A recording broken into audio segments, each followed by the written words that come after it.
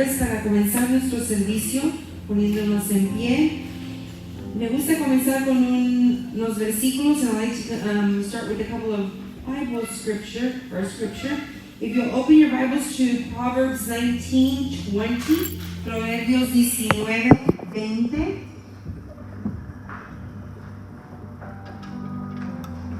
Y cuando tengas tu escritura indicando con amén, and when you have your Bible scripture indicating with an amen. Amen. Proverbios 19:20 dice la palabra del Señor así: atiende al consejo y acepta la corrección, y llegarás a ser sabio. El corazón humano genera muchos proyectos, pero al fin prevalecen los diseños del Señor. Proverbs 19:20.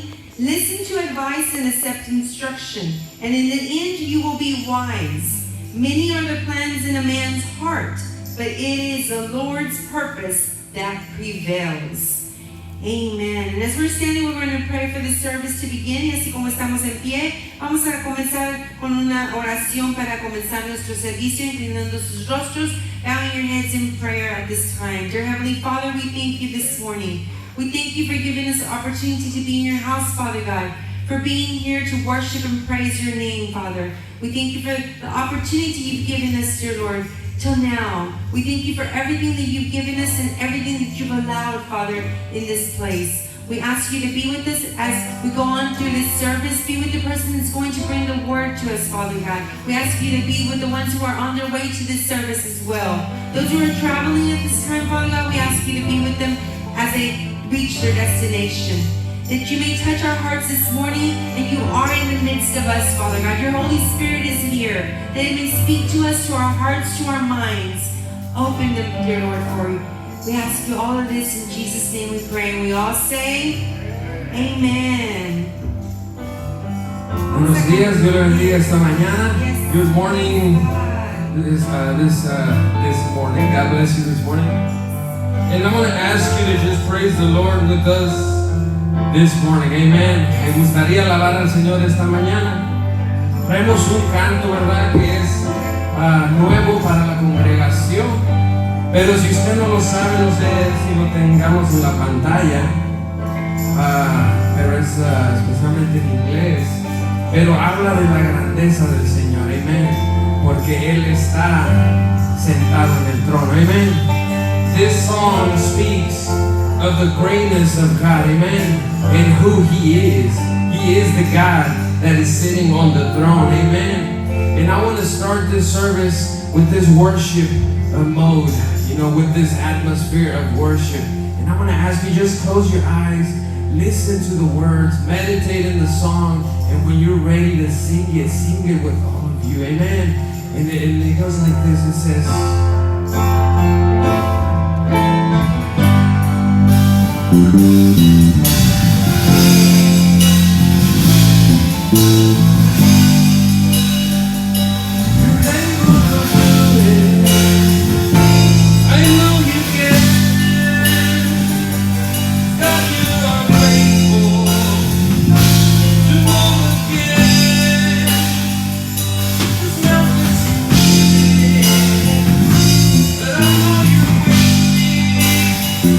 so Jesus, I'm grateful.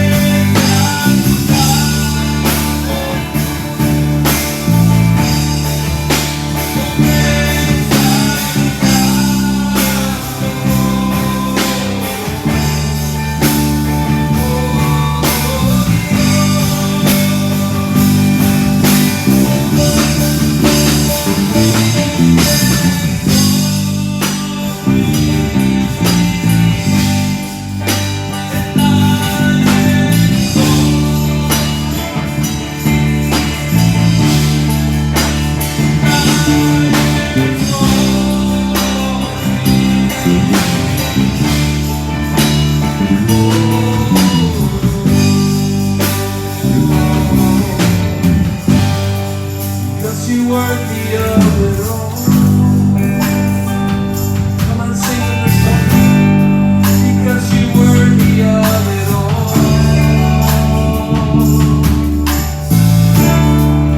For from you are all things, to you are all things. You deserve the glory. Day and night, night and day,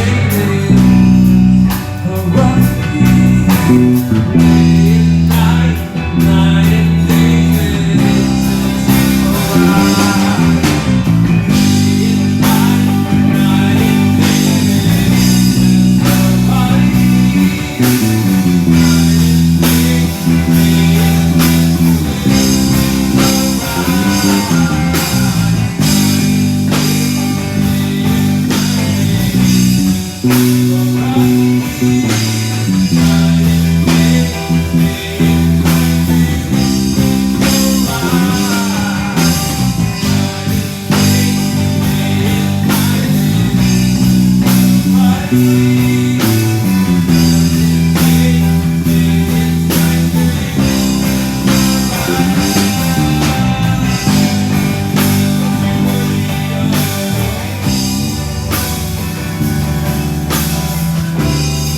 because you're worthy of it all. Because you're worthy of it all. Because you're worthy of it all. Amen. He is worthy to be praised. Amen. Él es digno de adorar. Y cantamos, ¿verdad? Un puente en el canto, dice, donde el día y la noche, la noche y el día, que esa fragancia se levante a la presencia del Señor. Amen. Dice, the day and the night and the night and the day, let that incense arise. Amen. The symbolism of that incense is bringing glory to the Lord. In the temple, they would light up the incense because the presence of the Lord was there. And it was a sign of honoring God and honoring His presence. So honor His presence day and night and day. When you wake up, when you go to sleep, because He is worthy of it all. Amen. Porque Él es digno de toda alabanza. Él es digno de alabar. Bueno, vamos a seguir con un canto, amén. Un canto que dice el espíritu y en verdad. We're going to sing a song that is mainly in Spanish, and it says, it's time to worship the Lord with passion. Amen. And I believe that the Lord is doing something in this church.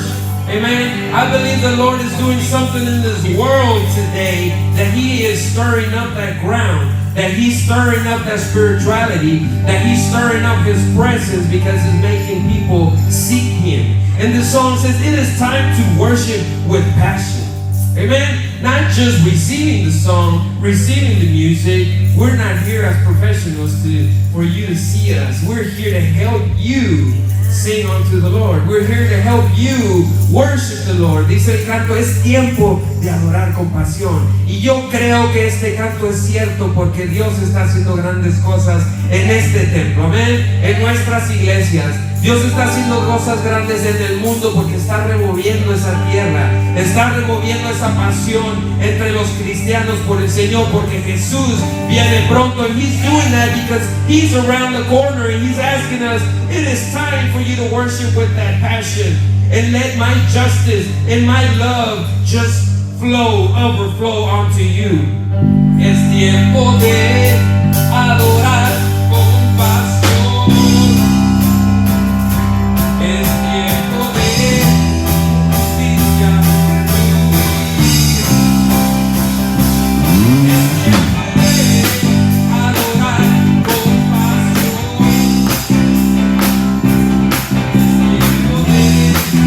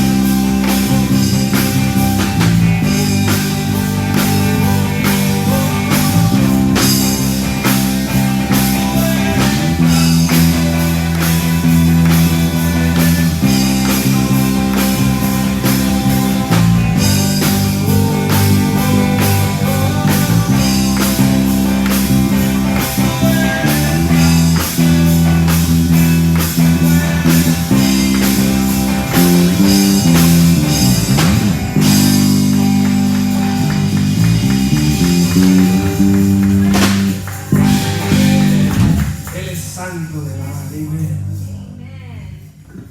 Great time to worship the Lord. Buenos cantos que el Señor nos ha dado esta mañana para adorarle a Él, ¿verdad? Pero vamos a cantar un canto más. We're going to sing one more song to prepare our hearts and our minds for the message this morning, para preparar nuestros corazones y nuestra mente para el mensaje de esta mañana, lo que Dios tiene para cada uno de nosotros, what the Lord has for each and every one of us. He is in the midst of this place.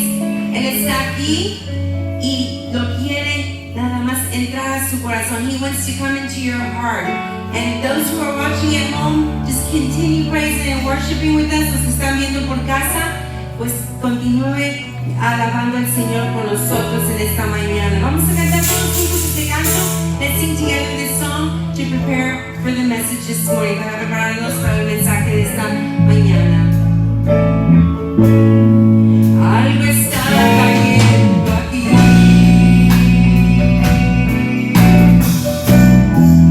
Esta muerte sobre mí.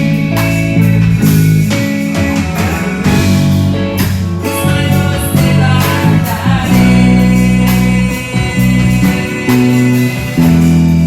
Y su gloria tocaré. Algo está cayendo aquí. Esta muerte sobre mí. Mis manos levantaré. Y su gloria tocaré.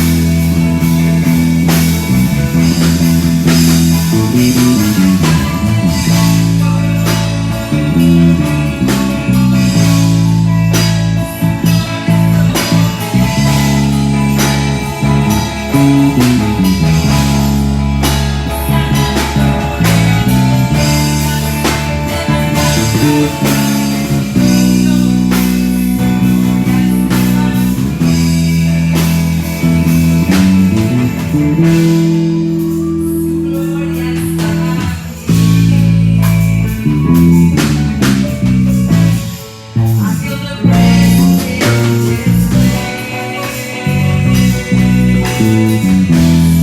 I feel the glory on His face.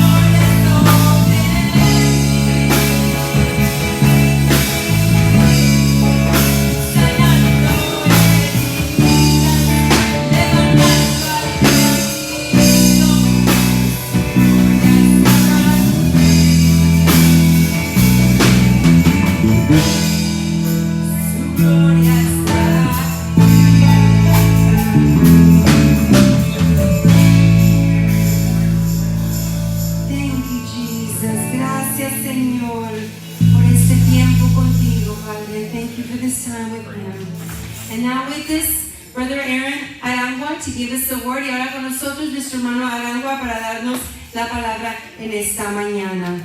Praise God.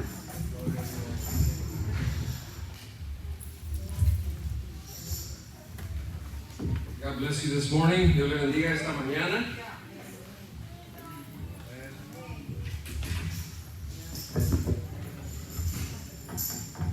Así como estamos de pie, le voy a pedir que abra su Biblia en Lucas 8:22. As you're standing, I want to ask you to open your Bibles in Luke 8:22. And follow with me there.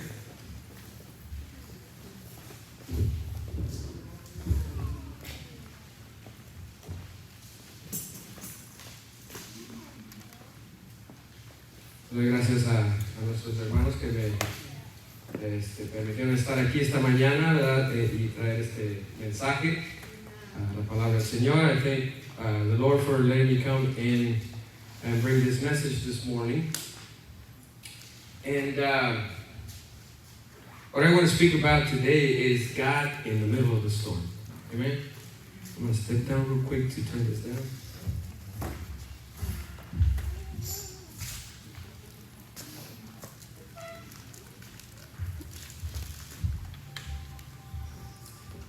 It says in this manner, Luke 8:22.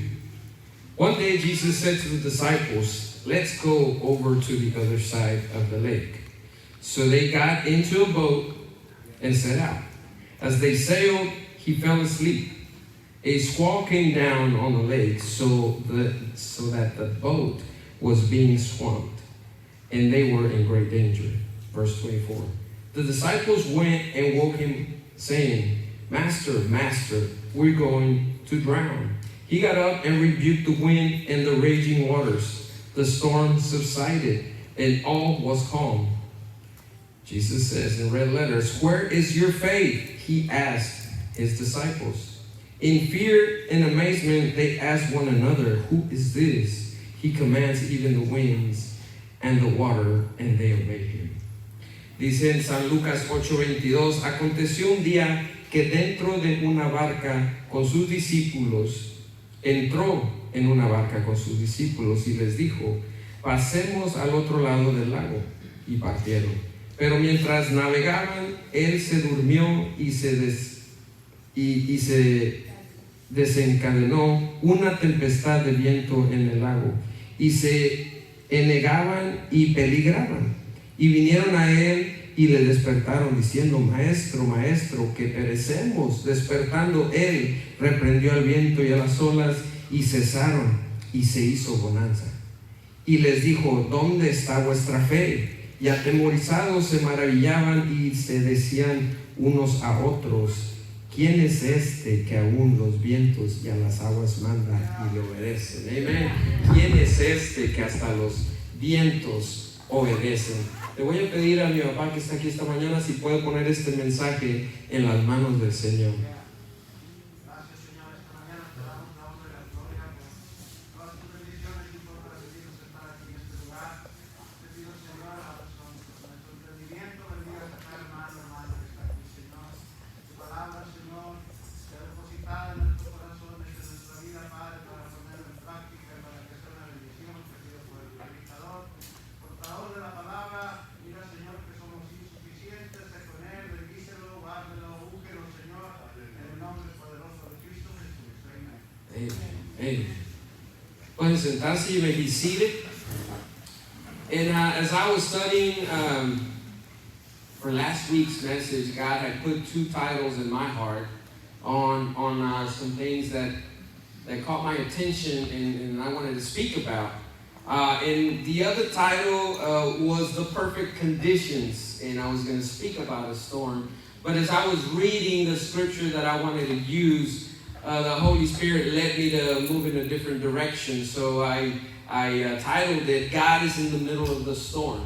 And it goes with the passage that we just read. Hace 2 semanas que, la semana pasada que prediqué, una semana anterior, Dios ya me había dado unos títulos que yo quería elaborar. Y uno de los títulos era las condiciones perfectas para una tormenta.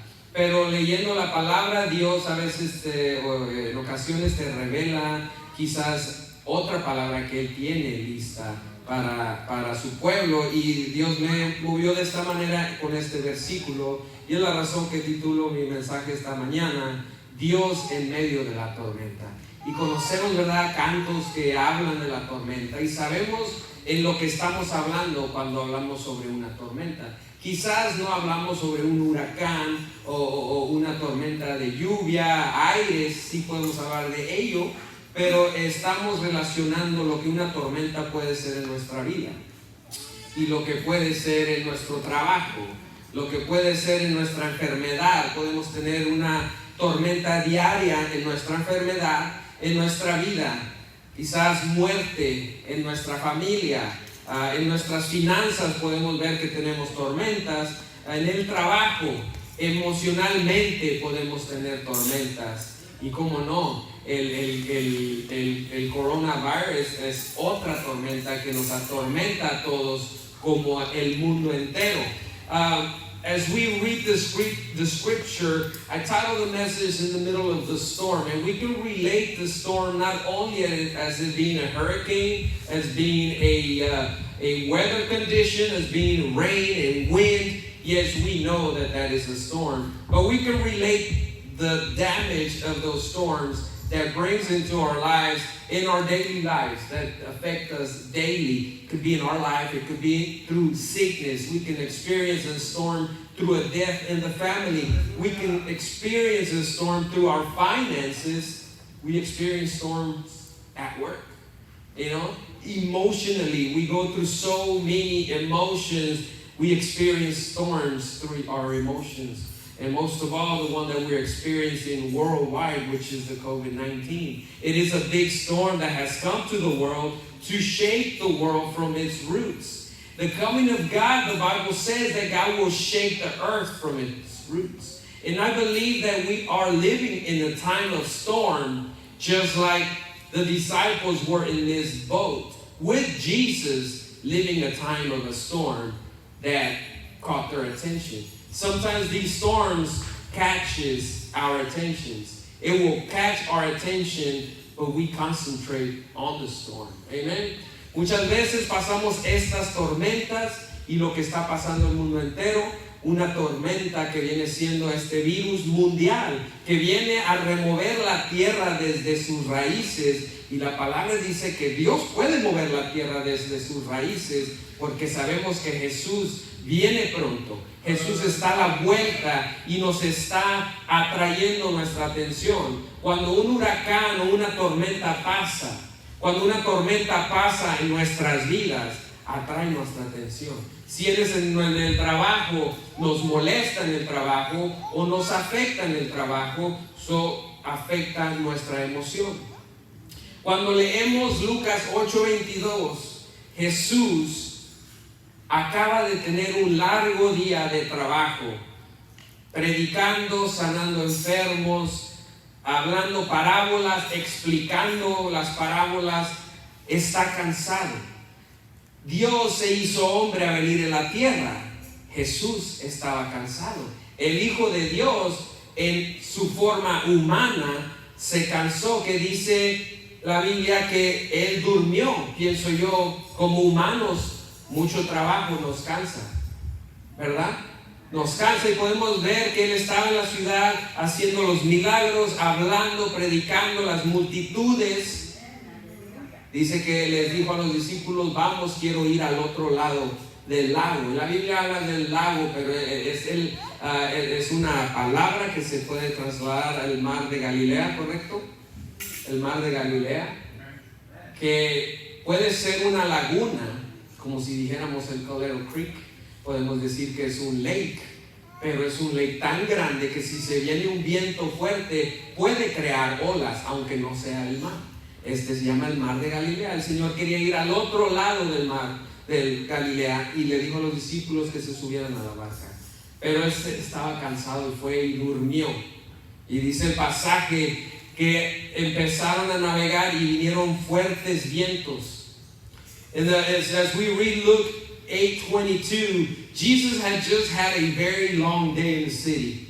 And if you read the first part of Luke, you see, and after the chapter 8, you see many of the wonders, the miracles that Jesus was doing.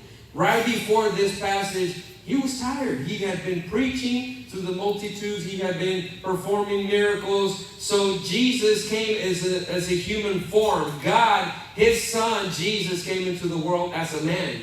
He had to take the human form to be able to do what he did for you and I.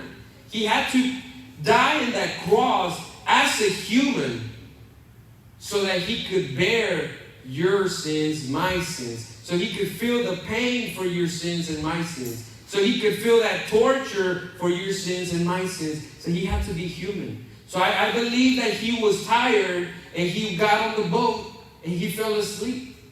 Many times, us as ministers or leaders up here, sometimes I finish drained on Sundays after 12 and I want to go and have lunch and I get knocked out as soon as I get home.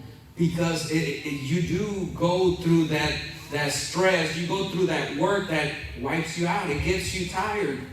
But you're doing the work of God. Jesus did the work that he was meant to do. So he asked the disciples to get on the boat and he wanted to go to the other side of the lake. And the Bible talks the lake in this passage is the Sea of Galilee, which we can think that, a lake, how is it that a storm was created in the lake? The lake is more of a ocean, more of a sea, the Sea of Galilee. And just like I said, like we see Coleto Creek, we see it as a lake, and the ones that have been there, you know how big it is. And you may think, well, there's no waves there. Because the Bible, in different Gospels, in Matthew, Mark, and Luke, explains the same passage. Jesus calms the storm. And you can find how the Bible interprets itself as being true, like I said last Sunday. Because we find the same portion of Scripture reinforcing the other. And they say the same part of the Scripture when Jesus calms the storm. The water got on the boat. They started getting scared. But Jesus wanted to go to the other side. He fell asleep. They get scared. They wake him up. He knows he needs to get across because he knows that across that Sea of Galilee, there is something that he has to do that is good. How many times we go through a storm and we don't realize that on the other side of the storm, there is something good? Jesús sabía que tenía que ir al otro lado de ese mar de Galilea porque tenía que hacer algo que era bueno. Jesús lo sabía. Le dijo a los discípulos, quiero ir al otro lado. Muchas veces pasamos tormentas y quizás no sabemos que en el otro lado de la tormenta hay algo bueno. Jesús estaba cansado y durmió. La tormenta comienza. Y dice que el viento, en inglés habla sobre la palabra a squall came down. Dice que un viento vino y me puse a leer qué significaba esa palabra en inglés. Y esa palabra decía que un viento que viene de arriba hacia abajo y de abajo hacia arriba y luego se empieza a voltear y es como un huracán que empieza a dar vueltas. En otro pasaje bíblico donde reforzamos los pasajes que la Biblia es real y verdadera, en otros evangelios nos habla de cuando Jesús calma la tempestad. Y en otro pasaje nos dice que había otros barcos alrededor. Y también, ¿verdad?, estaban envueltos en esta tormenta. Empieza la tormenta y los discípulos empiezan a tener miedo. Se asustan, está entrando agua, no saben qué hacer, creen que se van a ahogar. ¿Y qué es lo que hacen? Despiertan al Maestro, despiertan a Jesús. ¿Por qué? Porque tenían miedo de lo que estaba pasando en esta tormenta. Tenían miedo de que iban a perecer. Jesus is tired, he sleeps. The storm begins. And as I'm reading, it says a squall came down on the lake. And I was like, what is a squall? And as I began reading what the word meant, it says that it's a wind that comes from up above down and from the bottom up, and then it starts circling. And I could picture kind of being like a tornado type hurricane kind of moving around. And so we can see that it was a heavy storm. It says on other portions of the Bible that water was coming in and out. And the disciples began to fear. And we know that when fear comes, we start moving. Amen? I know my girls, they see a roach coming into the door and they run and scream. And I'm like, why do you have to scream so loud? It's just a roach. But fear makes you do crazy things. It makes you run. It makes you wake up from what you're doing. Amen? So the disciples began to fear, so they go and they wake him up. Master, Master, we're about to drown. Don't you care? He was asleep. He was tired. But they were afraid. But what gets me is that Jesus did so much with them. There were the disciples right next to him. They saw him perform miracles. They saw the greatness of Jesus next to them. You would think that they would have so much faith that they wouldn't even worry about it, wouldn't you? Why have the Son of the Lord of God next to me? Why should I worry?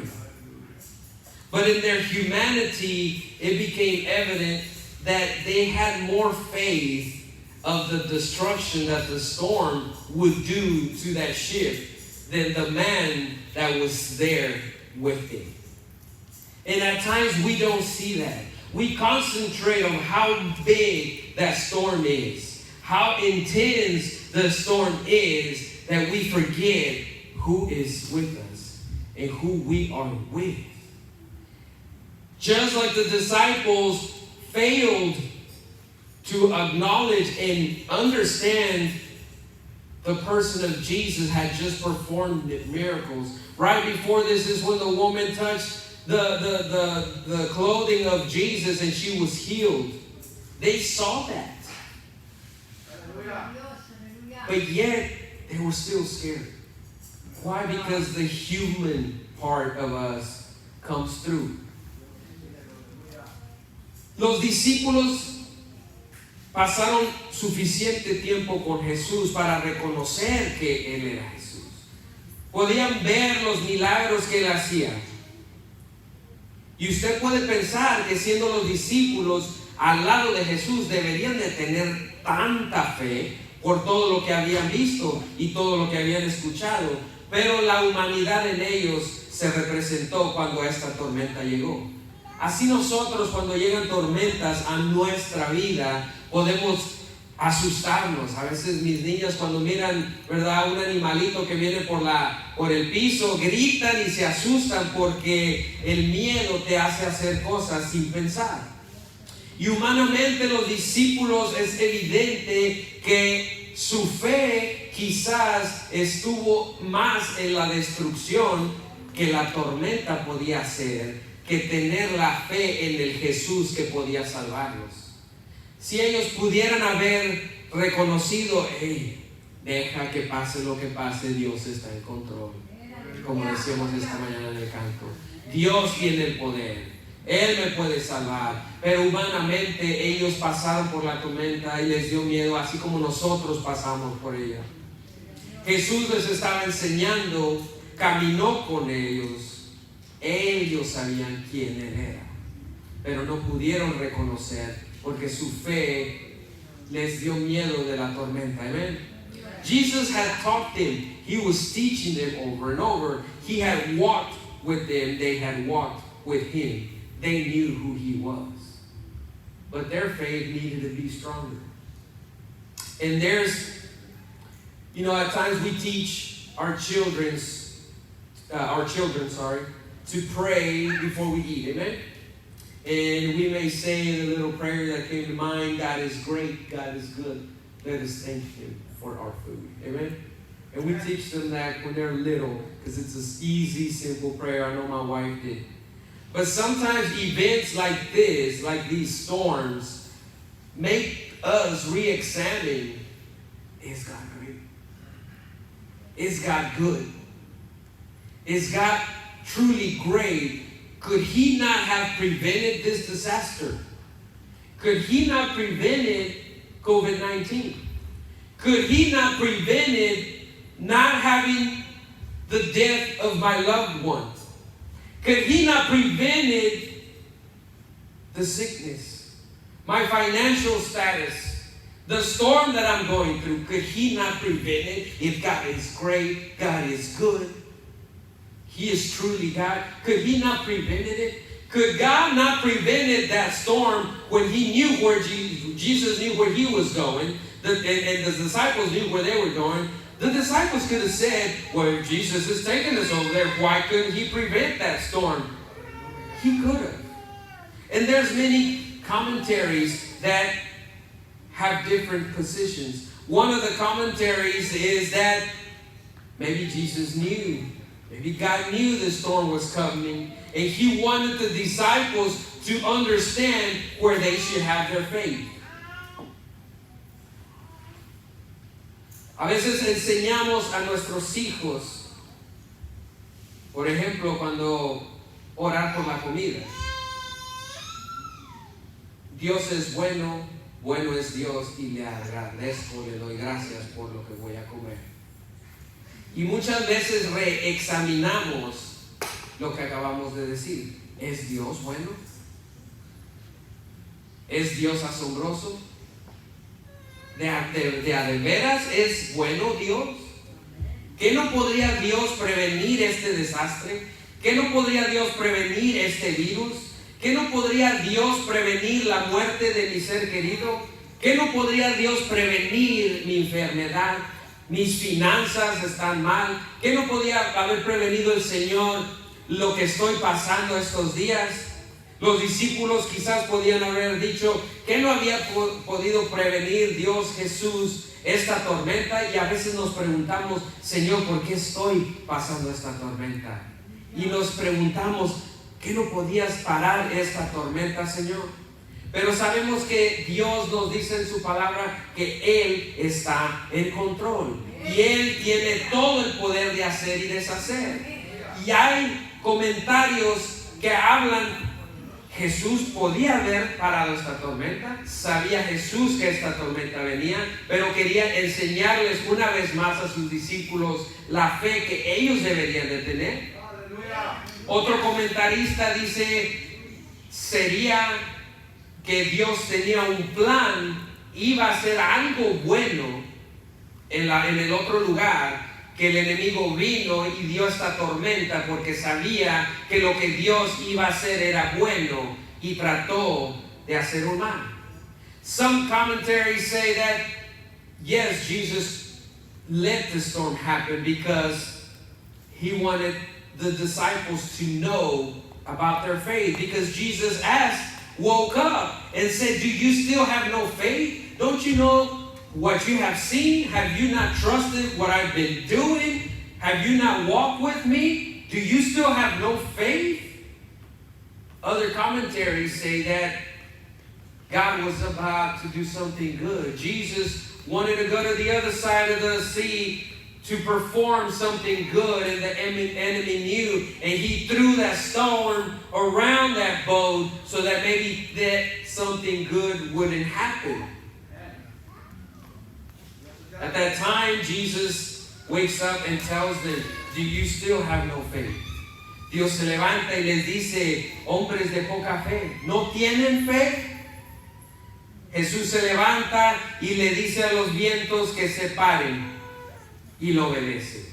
Jesus gets up and commands the storm to stop, and it obeys it.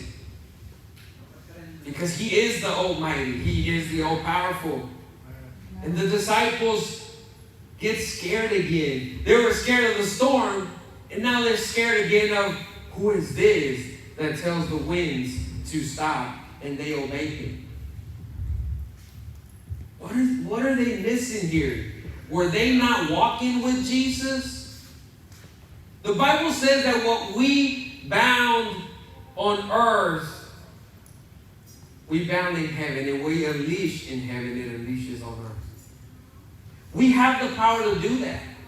And if you and I are walking with Jesus, we have the power to calm the storm. We have the power to call onto Jesus to stop the storm. But sometimes we have to go through the storm. The disciples had to go through the storm so they could see who Jesus was and who Jesus is. At times we have to pass through the storm to realize that God is in control. A veces tenemos que pasar por estas tormentas para saber que Dios está en control. Creemos que Dios camina con nosotros, pero se nos olvida de su poder. We think we know God and we walk with God, but we forget of His power. The disciples did. They forgot His power. But it's until we recognize that He is the only one that can help us that things begin to happen. The disciples wake Him up. Why did they wake Him up? They could have left Him asleep. I know when my kids get up from the couch or from the bed scared, they don't care who is there. They run off. They don't care if I'm asleep or my wife is asleep. They take off to another room. When we see something that scares us a lot, we take off and we let go of whatever we were doing. Why did the disciples wake Him up? They could have just taken care of themselves. They could have held to whatever they could hold on. But they woke Him up. Why? Because they knew that He could do something about it. Even though they were scared, didn't trust Him, they still knew that He could do something about it. So how is it that they were scared then? It goes back to God always saying, do you still have no faith? We go through the storm and we get scared, but we don't wake up Jesus. We don't wake up God. We stay in our fear. We stay in our trouble. We stay in our storm, but we fail to wake up Jesus. It's not that Jesus is asleep, not seeing your storm. He wants you to act on it. He wants you to come and say, Jesus, I'm here. I need your help. I need you to take this from me. Los discípulos lo despiertan. Pero ¿por qué lo despiertan? Si no pudieron tener la confianza de que venimos con Jesús, Él hará todo bueno, no pereceremos, no nos pasará nada. Pero les entró el miedo. Y muchas veces cuando nos entra el miedo, no pensamos en los que están alrededor, sino en nosotros mismos y corremos. Y si se queda la otra persona atrás, cada quien por sí mismo, yo me voy porque yo me voy a preocupar por mí. ¿Por qué ellos no se preocuparon solamente por ellos? ¿Por qué ellos se preocuparon de ir a despertar a Jesús? Porque dentro de ellos sabían que Jesús podía hacer algo al respecto. Al mismo tiempo Dios les quiso enseñar que no tenían la fe suficiente, pero la semilla estaba ahí dentro. Sabían que Jesús podía hacer algo, so fueron y lo despertaron. Entonces, ¿por qué se asustaron? ¿Por qué? Muchas veces Dios nos deja pasar por estas tormentas porque está esperando que ese temor se vaya y lo llamemos a Él. No quiere decir que Jesús está durmiendo en medio de tu tormenta. No, Jesús está ahí, pero Jesús está esperando que tú te levantes y digas, Señor, aquí estoy, ayúdame en medio de mi tormenta. ¿Por qué? Porque Dios siempre tiene un plan. Dios siempre está trabajando, pero tú tienes que hacer tu acción de reconocer que Él es Dios. Tú lo necesitas y necesitas despertar ese avivamiento en ti para que Dios haga la acción, parar ese viento, y el viento lo hará. El viento obedecerá. God always has a plan, and He's just asking you to let your fear go in the middle of the storm, because He is in that middle of the storm, because He always is a God that always has a plan. Even when you don't see it, says the song, He is working. Even when you don't feel it, because maybe your faith is not strong enough, but with like the disciples, the seed is there. You know He is fully God, and you know He can do greater, mighty things. But when you don't feel it, says the song, even when I don't see it, He is working in the middle of the storm. Even when I don't feel it, He is working, because He is the way maker. He is the one in control. He is in charge of the plan. We have to overcome those fears to know that Jesus is there. But we have to not put so much focus in what the storm is, but in who is in the middle of the storm that never leaves, and that is Jesus. Lo que debemos enfocarnos es no solamente en la tormenta que pasamos. Humanamente nos duele, pero lo que debemos enfocarnos es que en medio de esta tormenta Jesús estaba ahí, y solamente se necesitaba que los discípulos le hablaran y lo despertaran, y Él paró la tormenta, y la tormenta le obedeció. Asimismo, Dios puede parar tu tormenta esta mañana. Dios puede parar lo que tú estés pasando. Solamente Dios quiere que tú despiertes y reconozcas que Él es Dios. Y un canto que cantamos dice, aunque no lo siento, yo sé que tú estás trabajando. Aunque no lo miro, yo sé que tú estás trabajando, porque Dios tiene un plan después de la tormenta. Cuando pasó la tormenta, Jesús llegó a ese otro lugar donde había un hombre que tenía muchos demonios. When the storm was calm and went away, Jesus gets to this other side of the sea, finds a man that was demon possessed. So many demons. And what caught my attention in that verse was that the man got out of the graveyard, because that's where he was living in. The Word of God says that this man was bound with chains and shackles of steel, of iron, but he has so many demons in him that he would break those shackles. He would break those chains. There was no one that could contain him. But when Jesus got to that land, that demon-possessed person came to him and said, do not torment me. Leave me alone. He knew who Jesus was. He knew Jesus coming. He knew that Jesus was coming. And that's why I like the second commentary. That maybe the enemy brought this storm because he knew that Jesus was about to come and deliver this demon-possessed person. It says that Jesus asked him, what is your name? Asked the evil spirit. He said, my name is Legion, because there's so many of us in here.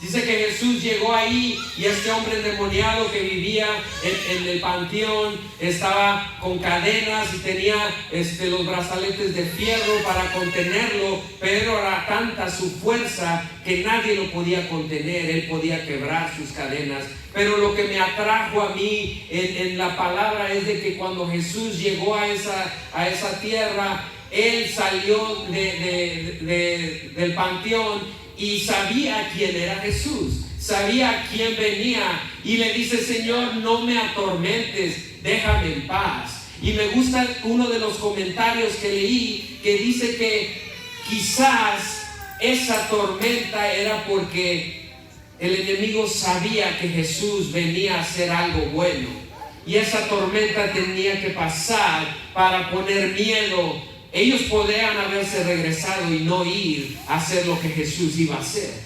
No iba a haber esa victoria. Por eso pienso que a veces estas tormentas tienen que pasar, porque el Señor quiere ver si te vas a regresar o vas a seguir adelante para ver lo que el plan de la tormenta que Dios tiene para ti. Así como este hombre era una persona endemoniada, la tormenta vino a atacar el plan de Dios, que venía a deliberar a este hombre. The storm came to attack because God had a plan to deliver this man of these hundreds or thousands of spirits that were in him. Jesus gets there. The man already knows who he is. And he asks him not to torment him, because even the spirits know who God is. Even the spirits know who Jesus is.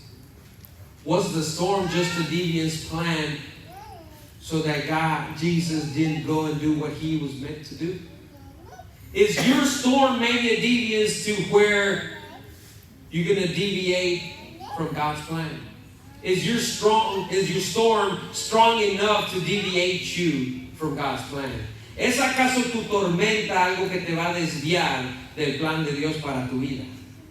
Quizás esta tormenta vino a este barco para desviar el plan que Jesús tenía en librar a este hombre que estaba lleno de demonios.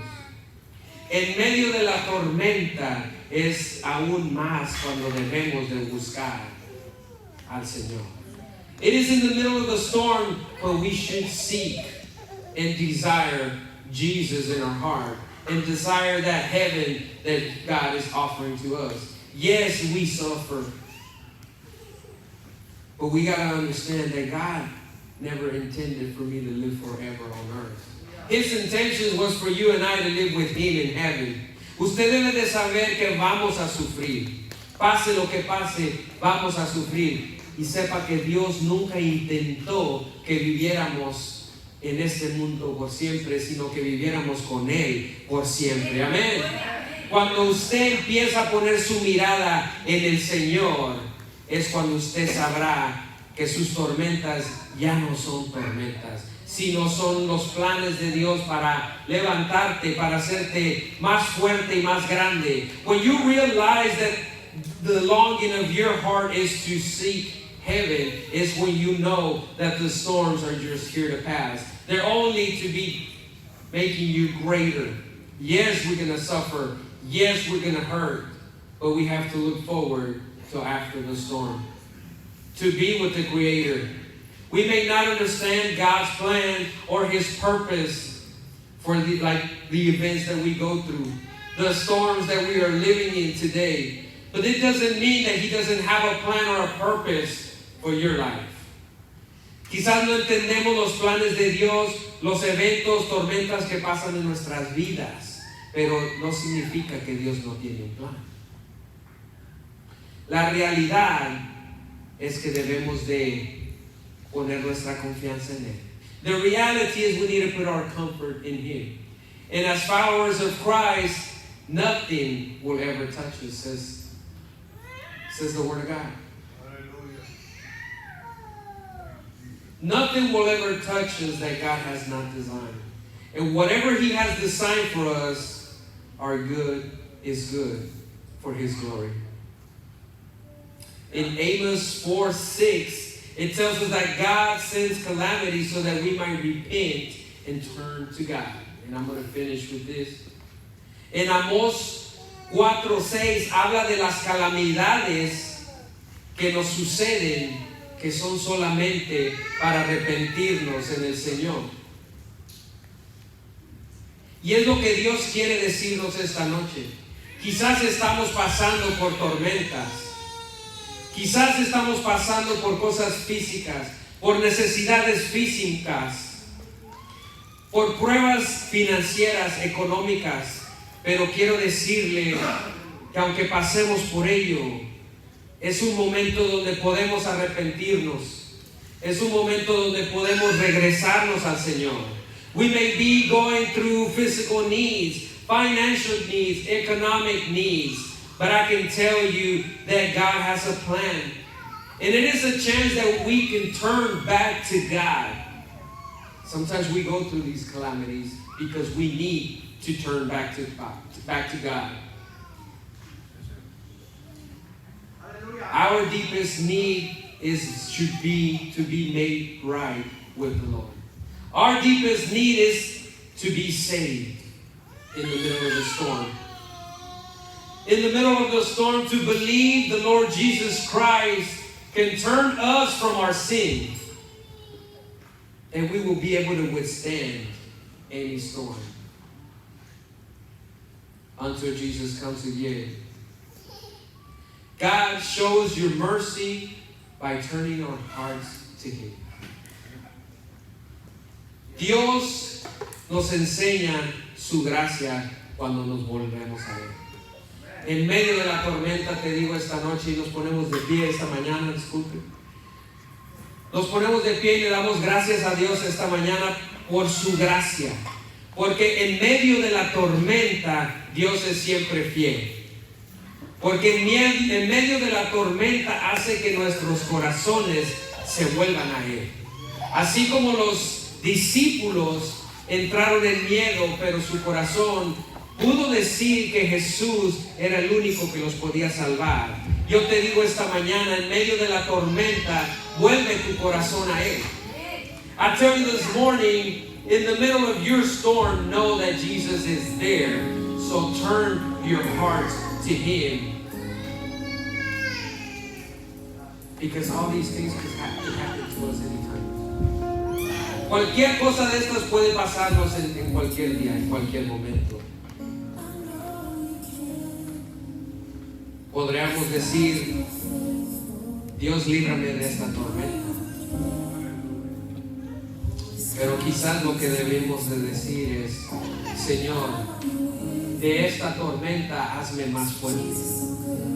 Señor, de esta tormenta regreso mi corazón a ti. Señor, de esta tormenta, de esta prueba, yo sé que sigues siendo Dios y me has hecho más fuerte. Señor, yo sé que después de esta tormenta me revelarás tu plan. Rather than saying, weren't we fortunate that we were spared from this storm?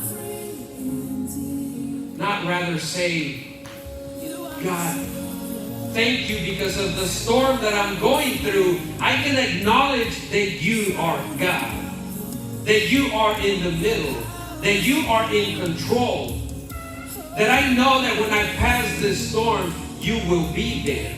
You are there, and you have made me strong, and you have made me grow. And most of all, we go through trials, tribulations that hurt us, and beat us up. And some of those things make us turn to God. And my call to you this morning is that if you're going through a storm, you're going through a trial or through a tribulation, is that you seek God in the middle of your storm because God is in the middle of that storm. My prayer to you this morning is that whatever you're going through, close your eyes and speak to the Lord in your own words. My prayer to you this morning is that if you're going through a storm, let me tell you that God is about to make you even stronger. Let me tell you that God has a bigger plan for your life. Let me tell you that God is trying to wake you up this morning. And if you're seeing us on Facebook, let me tell you that if you think you're going through a storm and you rather just go back and forget about God. When Jesus got to that land and delivered that demon-possessed person, even the demons asked Jesus for mercy, and they asked Jesus and told him, Jesus, just send us to those, it was, I believe, 2,000 pigs that were roaming the area. Send us to those pigs. But let me tell you that the enemy is here to devour you, to destroy you in the middle of the storm. Jesus agrees to send those spirits into the herd of pigs and swine. And what did they do? When they entered that herd, those pigs went crazy, and they went and they jumped off the cliff and they drowned. The enemy's here to destroy you. He is here to kill you, and he's going to seek destruction. When Jesus got to the land, the owners of the herd got upset, got so scared of the miracles that Jesus did in this man, because this man has been tormented. He had been through a big storm of all these thousands of spirits in him, that nobody could do anything for him. They were astonished at what Jesus did in his life. When they got there, they saw his life change. They saw his clothing change. They saw his face different. He could speak clearly now. And they saw how the pigs just ran and went down through the cliff and drowned and died. They were so upset of the pigs dying that they didn't see the power that Jesus had done and transformed this man. They were so scared that they let the fear not see the greatness of God, but what the enemy had done. And they didn't want nothing to do with Jesus. This morning, if you're watching, I'm telling you this morning, don't be like that crowd of people. Put your side in the storm and know that God is there to deliver you like He delivered this demon-possessed man. Don't be like the crowd of people that is going to focus on the outcome of the storm, on the destruction of the storm. Focus on the transformation that God is doing in you. The transformation that God is doing in your life, in your family.